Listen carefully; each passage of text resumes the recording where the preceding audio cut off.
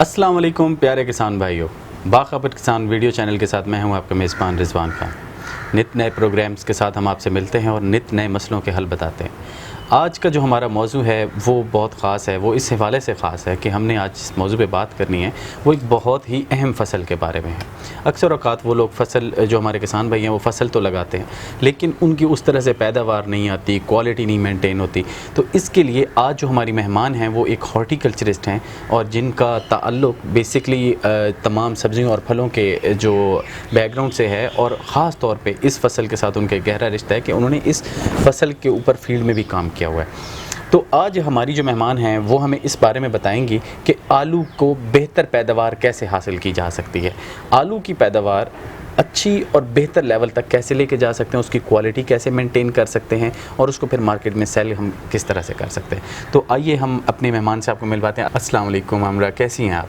वालेकुम सलाम, अल्हम्दुलिल्लाह सर, आप कैसे हैं? अल्लाह का शुक्र, ठीक है जी। अमरा, तो आज आप हमें बताइए कि आलू की बेहतर पैदावार कैसे हासिल की जा सकती है। हमारे किसान भाइयों के काफ़ी सारे मसले हैं, चूँकि आपने फील्ड में इससे मुतालिक बहुत ज़्यादा काम किया, आपकी किसानों से मुलाकात हुई है, तो आपने बहुत कुछ देखा होगा कि किसानों को मुख्तलिफ़ किस्म के मसले आते हैं आलू की फसल उगाने में। तो सबसे पहले तो हमें ये बताइए कि इसकी अहमियत क्या है। देखिए, आलू जो है ना, हमारे मुल्क में आलू ही एक ऐसी फसल है जो साहिल समंदर से लेके पहाड़ों की बुलंद चोटियों तक काश्त की जाती है। इसको मुकम्मल ग़ज़ा भी कहा जाता है क्योंकि इसमें कार्बोहाइड्रेट, प्रोटीन्स, विटामिन्स और मिनरल्स काफ़ी मिकदार में पाए जाते हैं। जी।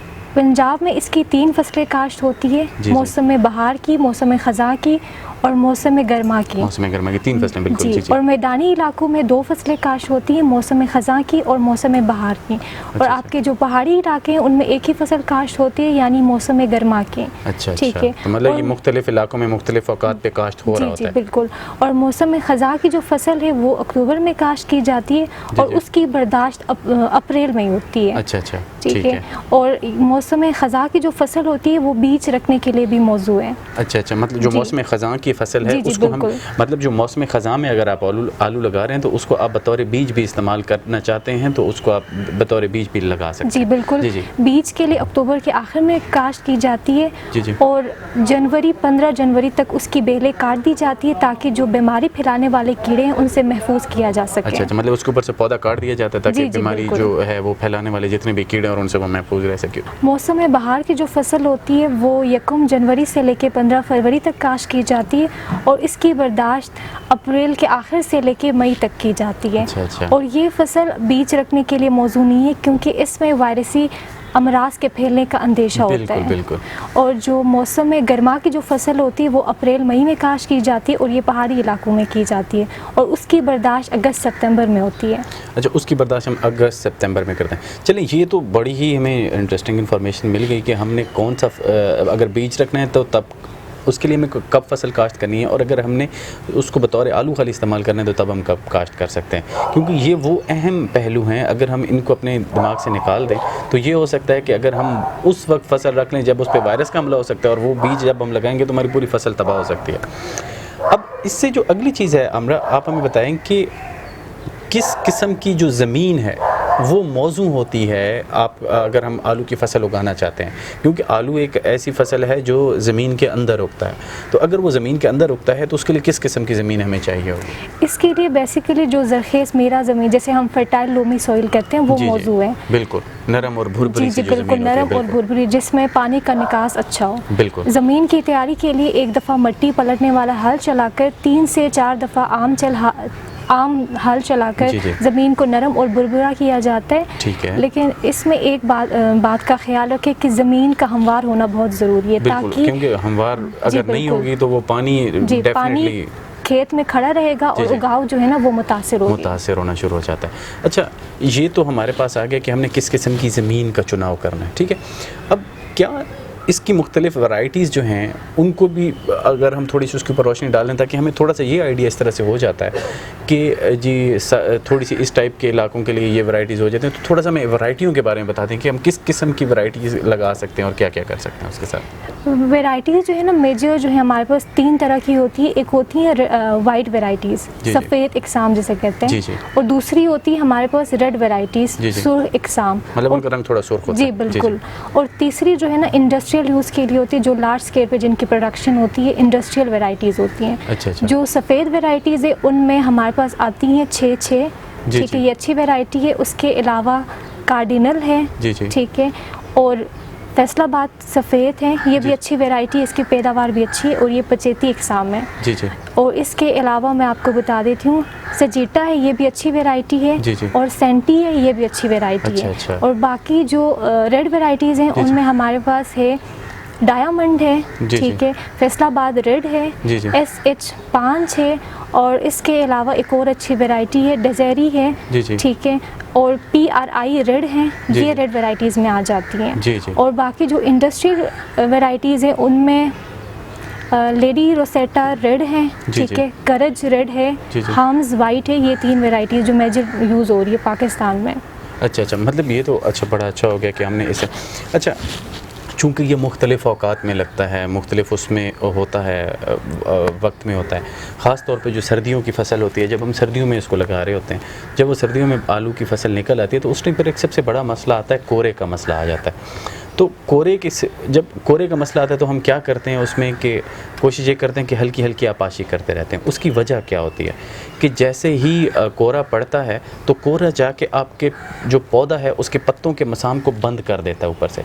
जब मसाम बंद होते हैं तो पौधा सांस नहीं ले पाता है, और जब वो सांस नहीं लेता है, जिनको हम स्टोमेटा वैसे तो कहते हैं, तो आसान अल्फाज में आपको समझाऊंगा कि जब वो बंद हो जाएगा, सांस नहीं ले पाएगा, तो वो विल्ट होना चाहिए, मतलब वो मरना शुरू हो जाता है। तो उसका सबसे आसान हल ये है कि आप कोरे के दिनों में हल्की आपाशी कर दिया करें।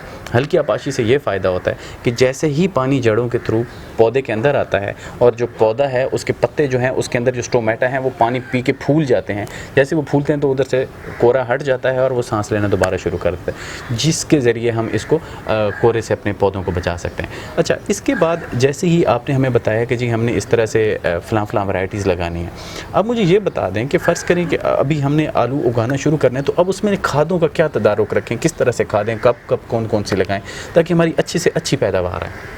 आलू की बेहतर पैदावार हासिल करने के लिए गोबर की खाद सबसे अच्छी तस्वुर की जाती है। तकरीबन 12 से 15 टन फ़ी एकड़ के हिसाब से गोबर इस्तेमाल करनी चाहिए। जी। और हमेशा इस बात का ख्याल रखा जाए कि गोबर की खाद गली सड़ी होनी चाहिए, ताज़ा खाद नहीं होनी चाहिए, क्योंकि ताज़ा खाद इस्तेमाल करने से फिर उसमें दीमक का मसला आ जाता है। दीमक का भी मसला आता है, और जो ताज़ा खाद होती है, जब भी आप बिल्कुल ताज़ा गोबर की खाद डालते हैं तो उसमें ये होता है कि उसके अंदर एक ख़ास हीट होती है, गर्मी होती है। जब वो ज़मीन के अंदर जाती है और आपने साथ में बीज लगा दिया, अब वो बीज को उगने के लिए उसका टेम्परेचर इंक्रीज़ कर देगी, और आप डिफरेंट टाइम पर लगा रहे हैं।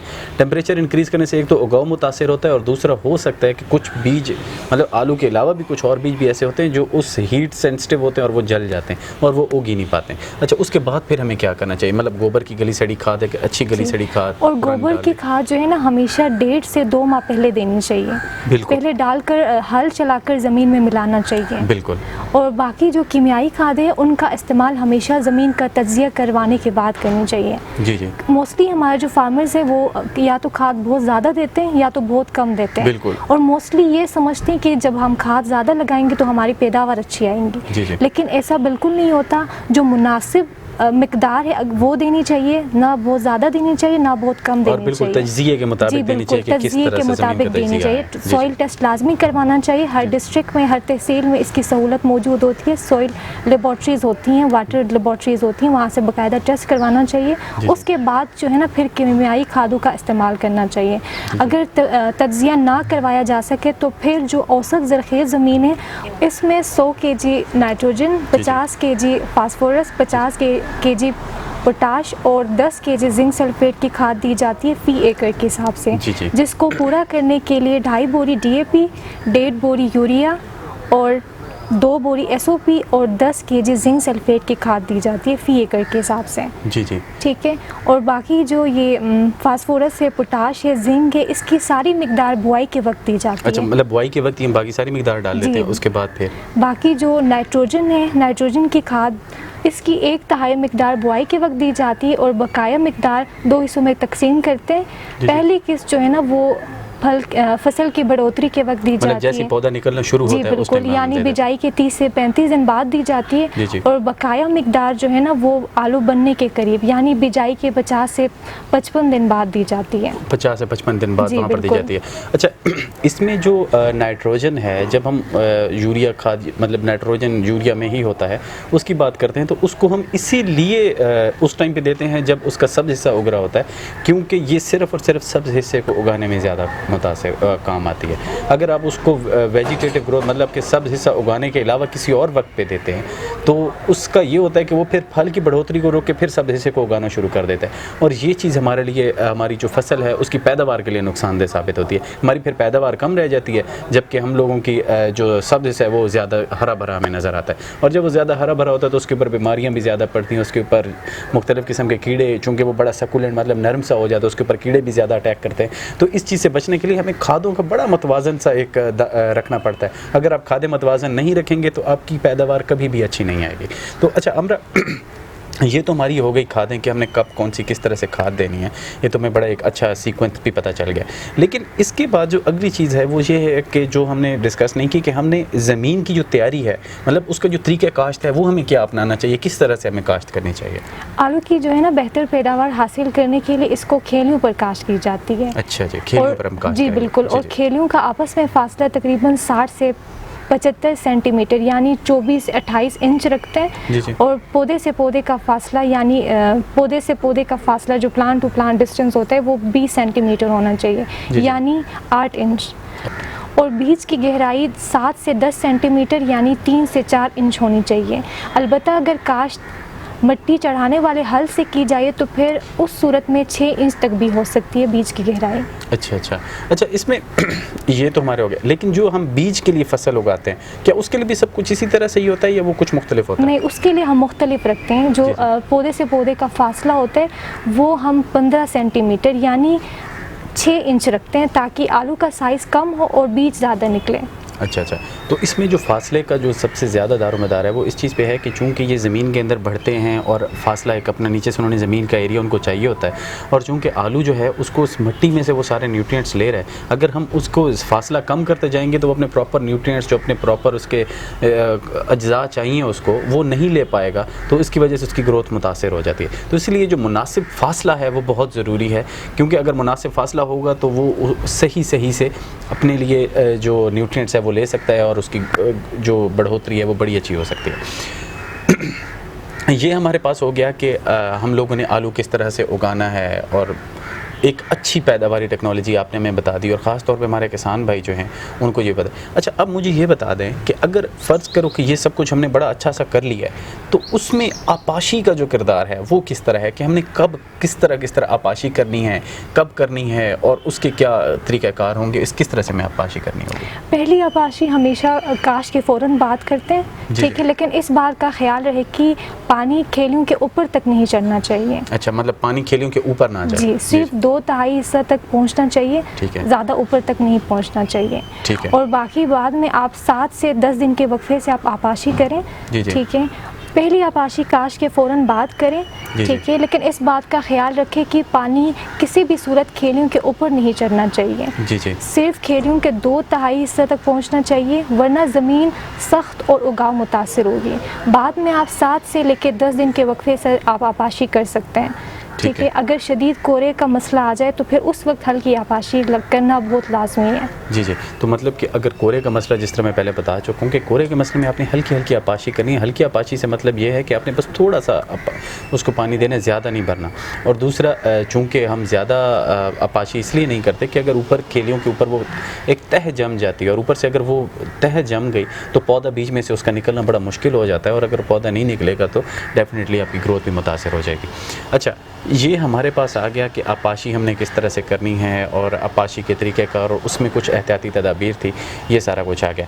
अच्छा, अब फ़र्ज़ करो कि अगर जिस तरह से हमने ये सारा कुछ कर लिया, हमारे पास आलू की एक अच्छी पैदावार हासिल हो गई, तो अब आलू उग चुका है, अब हमने उसको उठाना है, तो उस वक्त हम लोगों को जब हम उसको कल्टीवेशन करेंगे, उसको हार्वेस्टिंग करेंगे, तो उस टाइम पे हमें कौन क्या क्या चीज़ें मद्देनज़र रखनी चाहिए और किस तरह से करना चाहिए? ठीक है, आलू की बर्दाश्त से तकरीबन 10 से 15 दिन पहले आलू की बेलें जो है ना वो काट दी जाती हैं, ठीक है, ताकि इसकी जेल जो है ना वो सख्त हो जाए और ये कोल्ड स्टोरेज के दौरान नहीं गले। ठीक है।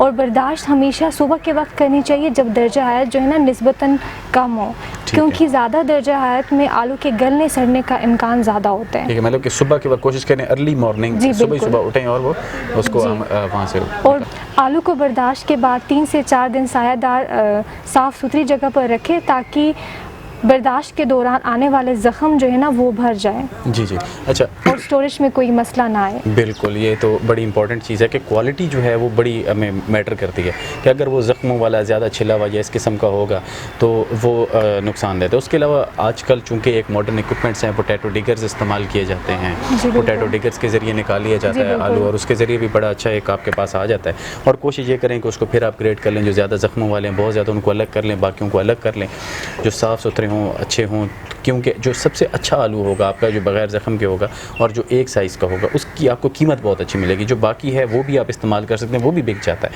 लेकिन उसकी चूँकि आपको कीमत कम मिलेगी। लेकिन अगर दोनों मिक्स होंगे तो हो सकता है कि आपसे आड़ती कम कीमत में ले ले, जबकि उसके अंदर अच्छा आलू भी होगा। तो कोशिश करें कि ये ग्रेडिंग आपने बड़ी ख्याल से करनी है। उसके बाद अमरा, हमें आप एक चीज़ जो हमने अपने पूरे टॉपिक में मिस की, कि हमें शरह बीज क्या रखनी चाहिए, कि हमने जब भी अगर फसल उगानी है तो उसमें शरह बीज कितना होगा हमारा? अच्छा, आलू की ताज़ा पैदावार बतौर बीज नई काश्त के लिए मौजू नहीं होती, क्योंकि काश्त से पहले ख्वाबगी जो डोरमेंट स्टेज होता है, ख्वाबगी को तोड़ना बहुत ज़रूरी होता है। आलू 10 से 12 हफ्ते पड़ा रहे तो उसकी ख्वाबगी जो है ना वो खुद ब खुद ख़त्म हो जाती है। ठीक है।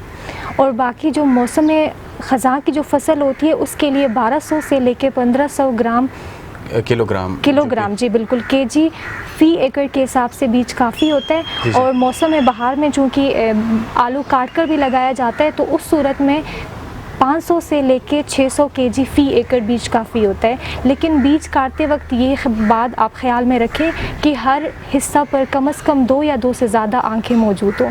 आंख वो हिस्सा होता है जहाँ से उसकी जर्मिनेशन होती है। जी, वहाँ से जो बर्ड उसका निकल रहा होता है, तो वो बहुत लाजमी होता है। तो ये वो छोटी छोटी सी बातें थी। अक्सर हमारे किसान भाई आलू उगा रहे हैं और बड़े अच्छे से उगा रहे होते हैं, लेकिन कुछ ऐसे भी हमारे दोस्त हैं जो अपनी छोटी छोटी गलतियों की वजह से अपनी जो पैदावार है उसको कम कर बैठते हैं। जिस तरह के खादों का गलत इस्तेमाल हो गया, खादों का गैर मुतवाज़न इस्तेमाल हो गया, या खाद का गलत वक्त पर इस्तेमाल हो गया। मतलब कि आप अगर धूप के वक्त यूरिया फेंक के और बाद में पानी की कोशिश करेंगे तो जब तक आप पानी लगाएंगे तब तक जो पड़ा हुआ यूरिया है वो हवा में उड़ जाएगा और आपकी फसल को कुछ नहीं मिलेगा। इसी तरह से हर एक चीज़ के लिए आपको एक स्पेसिफिक टाइम चाहिए, एक ख़ास वक्त होता है और ख़ास वक्त पे किया जाता है, और गैर मुतवाज़न करेंगे तो फिर भी वो नुकसानदेह होता है।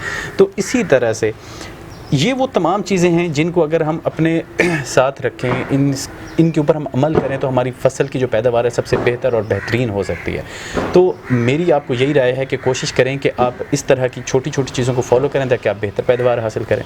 इसके अलावा किसी भी किस्म के मसले के हल के लिए, किसी भी किस्म के ज़राई मसले, या हमने कुछ वीडियो में टॉपिक्स हमने आपको आपके मसलों के हल ना बताए हों तो आप हमारे कमेंट में भी हमें बता सकते हैं, आप हमें हमारे फेसबुक पे मैसेज भी कर सकते हैं, आप हमारी मोबाइल ऐप डाउनलोड कर लें, वहाँ पर ये सब कुछ लिखा हुआ है। फसलों के कॉलम में जाएँ, सब्जियों के कॉलम में जाएँ, वहाँ पर आलू होगा, आलू को जाकर वहाँ पर आप पढ़ सकते हैं। इसके अलावा आप हमारे YouTube चैनल को ज़रूर सब्सक्राइब करें ताकि आप अपडेट रहें हमारे वीडियोज़ के साथ। आप ऐप डाउनलोड करें, फेसबुक को लाइक करें ताकि हमारी जो भी नई अपडेट्स आती हैं वहाँ पर आपको पता चलता रहे। कोई भी सवाल हो किसी भी किस्म का तो हमारे हेल्पलाइन जो आपकी स्क्रीन पर आ रहा है 030303000000 पर कॉल करें, और फ्री हेल्पलाइन है। आप यहाँ पर किसी भी वक्त फ्री कॉल कर सकते हैं और आपको आपके सवाल का जवाब दिया जाएगा। उसके अलावा IVR, मतलब कि अगर आपके पास स्मार्टफोन नहीं है, टच वाला फ़ोन नहीं है, आप क्या करें कि आप हमारे इस नंबर पर डायल करें तो वहाँ पर एक रिकॉर्डिंग चलती है IVR, वहाँ से आप आलू की या बाकी सब्जियों की भी मालूमात वहाँ से सुन सकते हैं। इस तरह आप अपनी पैदावार को बेहतर बना सकते हैं। और अगर किसी मसले का हल आपको नहीं मिला तो आप सिंपल 0 प्रेस करें और हमारे कॉल सेंटर एजेंट के पास हैं जो ज़री माहिरीन हैं, वो आपको आपके मसले का हल बता देंगे। तो इस तरह से हम एक दूसरे से कनेक्टेड रहेंगे। अपने सवाल हमें भेजते रहिए ताकि हम नेक्स्ट वीडियो में आपके उन तमाम सवालात के जवाब आपको दे सकें। तब तक के लिए इजाज़त दीजिए। अल्लाह हाफ़िज़।